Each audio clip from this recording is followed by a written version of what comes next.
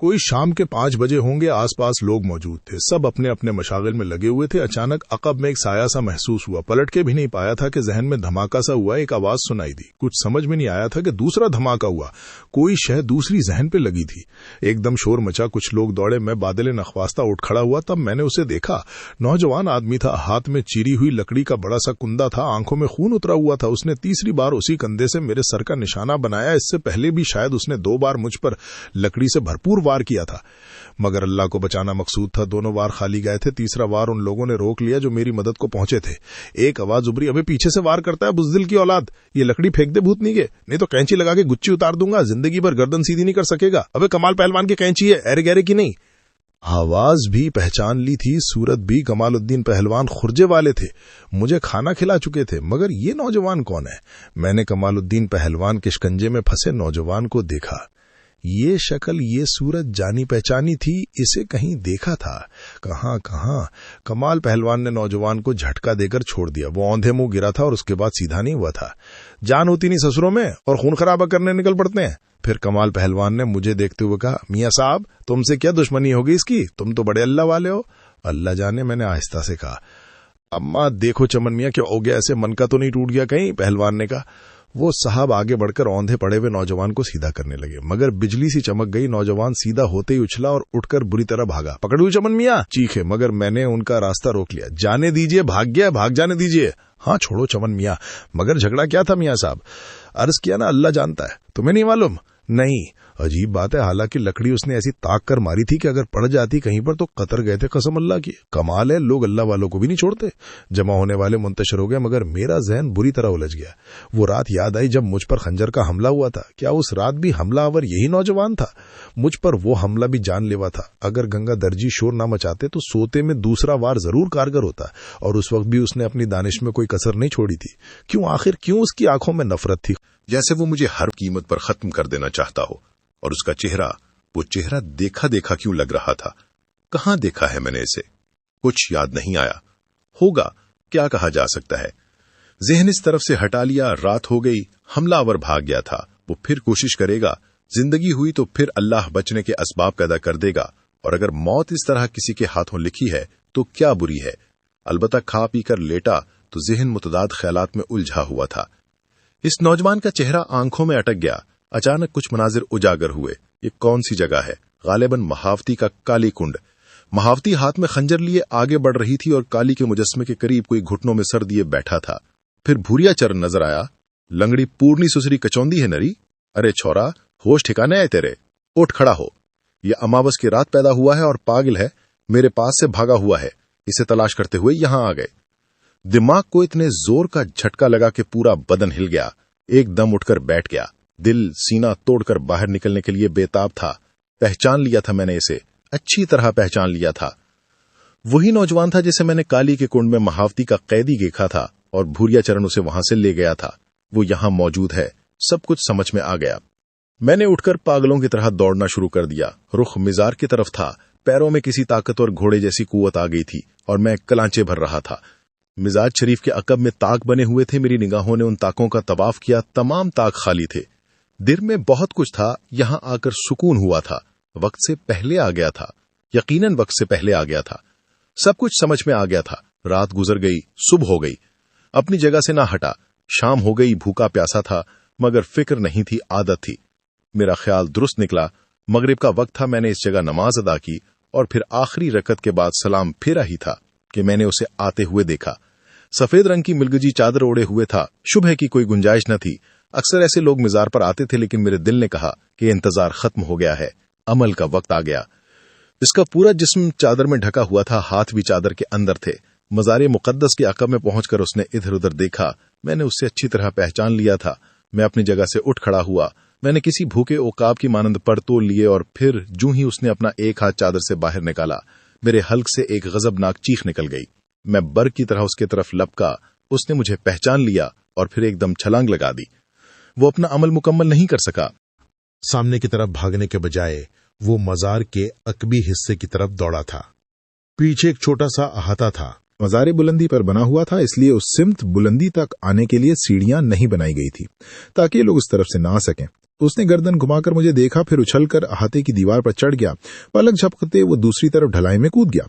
मैंने उसे ढलाई में लुढ़कते हुए देखा। वो बदहवासी के आलम में नीचे कूदते हुए अपना तवाजुन नहीं कायम रख सका था, बुरी तरह गिरा था। लेकिन मैं मुनासिब जगह देखकर नीचे कूदा और तेजी से उसके अक़ब में उतरने लगा। दूसरे लोगों को इस भाग दौड़ के बारे में कोई अंदाजा नहीं होता, इसलिए कोई हमारी तरफ मुतवज्जे नहीं था। मैं कदम जमा कर नीचे उतर रहा था और साथ साथ दमन में पहुंच गया। जिस तरह गिरा था उससे मुझे अंदाजा हो गया था कि बुरी तरह जख्मी हो जाएगा। ऐसा ही हुआ था। टीले के दामन पहुंचकर वो साकित हो गया, मगर मैंने उस पर तवज्जो देने के बजाय उसके हाथों की तरफ देखा। उसके हाथ खाली थे और उसे कुछ फासले पर कोई गुड्डा पड़ा हुआ था, वही गुड्डा जो मेरी तबाही का बायस बना था। भोरिया चरण का वो नापाक पुतला जिससे वो मज़ार मुक़द्दस पर पहुंचाना चाहता था। अना काबिल शिकस्त सफली कुव्वतों के हुसूल के लिए खुदा का एहसान था कि उसे एक बार फिर नाकामी का सामना करना पड़ा था। मैंने शिद्दत गज़ब से दांत भेज कर पुतले की तरफ देखा। मैं उसके नापाक वजूद को फना कर देना चाहता था, लेकिन वो मेरे इरादे से वाकिफ हो गया। दूसरे लम्हे उस नन्हे से पुतले ने अपनी जगह छोड़ दी, अपनी जगह से छलांग लगा दी। वो बहुत तेजी से भाग रहा था, मगर मैं भी किसी घोड़े की रफ्तार से उसका पीछा करने लगा। मैंने भागते हुए झुककर एक पत्थर उठाया और निशाना लेकर उस पर दे मारा। निशाना ठीक लगा और वो उछल कर गिरा, लेकिन नीचे गिरते ही वो बुरी तरह लौटने लगा। मैं यही समझा कि इसको शदीद चोट लगी है, लेकिन नहीं। उसका हजम घटने लगा और चशम जदन में उसने एक पीले रंग की बदशकल मकड़ी का रूप धार लिया और फिर तेजी से रेंगता हुआ करीब के टीले के एक नन्हे से सुराख में दाखिल हो गया। तब मुझे उसकी शैतानी समझ में आई। मैं सुराख के करीब पहुंच गया। नीचे झुककर मैंने सुराख में उंगली दाखिल कर दी, मगर सुराख बहुत गहरा था। मुझ पर दीवानगी तारी हो गई थी। कुछ समझ में नहीं आ रहा था। कुछ फासले पर पड़ा हुआ वजनी पत्थर उठाकर मैं सुराख पर मारने लगा। मैं हर कीमत पर उसे बाहर निकालना चाहता था, मगर इस पत्थर को ज़रबले चट्टान पर असरअंदाज ना हो सकी और मेरे हाथ में दबा पत्थर टुकड़े टुकड़े हो गया। इस नाकामी से मुझे शदीद झटका लगा। काश कुछ हो सकता। क्या करूं?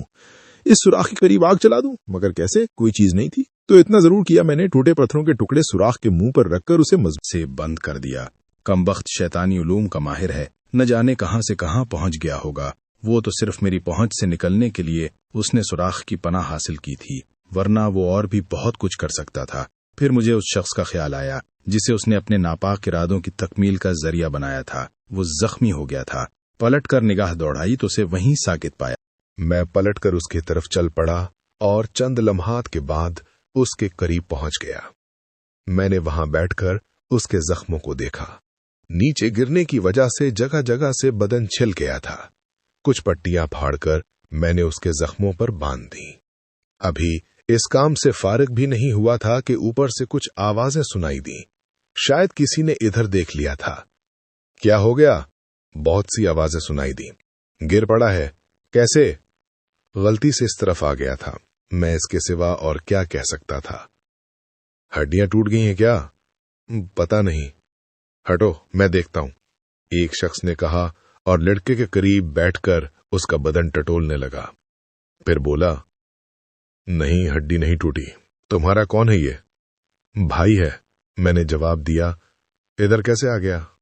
दिमागी तवाज़ुन खराब है, मैंने जवाब दिया, और बहुत से इंसानों की हमदर्दियां हासिल हो गईं। मैंने झूठ नहीं बोला था। वो मजहब के रिश्ते से मेरा भाई था और उसी मुश्किल का शिकार हुआ था जिससे मैं अरसा दराज से गुजर रहा था। बेहोश नौजवान को उठाया गया और एक लंबा चक्कर काटकर वहां से दूर मजार शरीफ के सामने वाले हिस्से में लाया गया। उसके तमाम जख्म को देखकर उस पर पट्टियां की गईं। इसी असना में उसे होश आ गया। मुझे देखकर उसके अंदाज में वहशत उभरी, लेकिन मैंने उसके सीने पर हाथ रखकर बड़ी नरमी से कहा, आराम से लेटे रहो, तुम्हारी चोटें लगी हैं, फिक्र मत करो, सब ठीक हो जाएगा। उसके बदन पर कपकपी तारी हो गई थी। मैंने लोगों से दरख्वास्त की कि मेरे भाई को तन्हा छोड़ दें। उनकी मेहरबानियों का शुक्रिया एक एक करके लोग चले गए और मैं नौजवान का जायजा लेने लगा। उसकी ज़हनी कैफियत के बारे में अंदाजा लगा रहा था कि वो किस कैफियत में है। आया इस वक्त भी भूरिया चरण के सहर का शिकार है या आजाद है? उसका जिस्म मुसलसल कपकपा रहा था। सर्दी लग रही है? मैंने पूछा। वो आंखें फाड़ फाड़ कर मुझे देखने लगा, मुंह से कुछ न बोला। कुछ खाओगे? मैंने फिर सवाल किया। मार दो, तुम ही मुझे मार दो, खुदा के लिए मुझे अजियत से निजात दिला दो, खुदा के लिए मुझ पर रहम करो, मुझे मार दो, मुझे हलाक कर दो, तुम्हारा भला होगा, सवाब होगा तुम्हें, मुझे मार दो। वो कपकपाती आवाज में बोला, हद से ज्यादा सहमे हुए इंसान की मानिंद जिसे किसी से हमदर्दी की तवक्को न हो। जिसे कहीं से जिंदगी की उम्मीद न हो। मैं मोहब्बत भरे अंदाज में उसके सर पर हाथ फेरने लगा। मैंने नर्मो शफीक लहजे में कहा, मैं तुम्हें बता दूं कि मैंने खुलूस दिल से तुम्हें मुआफ कर दिया है। मुझे तुमसे कोई शिकायत नहीं है और मैं तुमसे कोई बदला नहीं लूंगा। मुकम्मल इत्मीनान रखो। दूसरी बात यह है कि किसी की जिंदगी लेने से कभी सवाब नहीं मिलेगा। तो मुसलमान हो? हाँ, मैं मुसलमान का बेटा हूं। मगर वो रुककर होंठों पर जबान फेरने लगा। कलमा तय्यबा याद है? हाँ, वो बदस्तूर सहमी हुई आवाज में बोला। पढ़ो, मैंने कहा। वो मुझे देखने लगा। मेरे बार बार कहने से उसने कलमा शरीफ पढ़ा।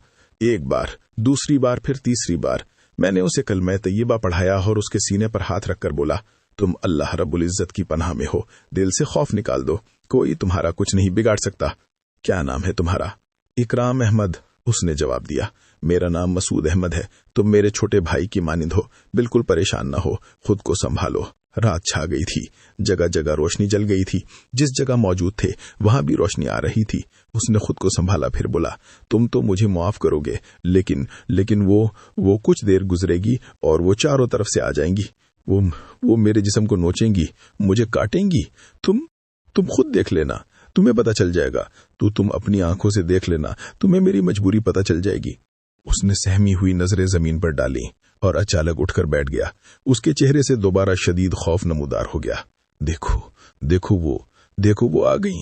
देख लो, मैंने झूठ तो न कहा था। देख लो, खुद देख लो। वो इस तरह कांप रहा था जैसे सर्दी से बुखार चढ़ा हो, लेकिन उसने गलत नहीं कहा था। बेशुमार नन्ही सुर्ख चिंगारियां टिमटिमाती नजर आ रही थी। वो जमीन पर रेंगती उसी सिमत बढ़ रही थी। मेरे मुंह से निकला, ये क्या है? पीले रंग की जहरीली मकड़ियां। ये सब मेरे पूरे बदन से चिमट जाएंगी और मेरे अंदर सुइयां चुभोएंगी। मेरा गला बंद हो जाएगा। आवाज नहीं निकलेगी। ये मेरा खून पीती रहेंगी। बड़ी तकलीफ होती है। देख लो बस। अब वो निढाल होने लगा। मेरे मुंह से दुरूद शरीफ जारी हो गया। सिर्फ 3 बार दुरूद शरीफ पढ़कर मैंने उंगली से जमीन पर एक दायरा बना दिया। वो मेरी तरफ मुतवज्जे नहीं था।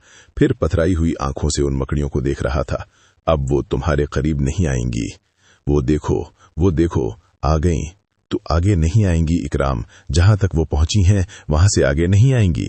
देख लो, वो मेरे बनाए हिसार का उबोर नहीं कर पा रही। वो अंदर घुस आने के लिए बेचैन थीं। ये तो वाकई रुक गई। इकराम के मुंह से निकला, इससे पहले ऐसा कभी नहीं हुआ। तुम्हें इनका हशर दिखाऊं? मैंने बेख्याली के आलम में कहा।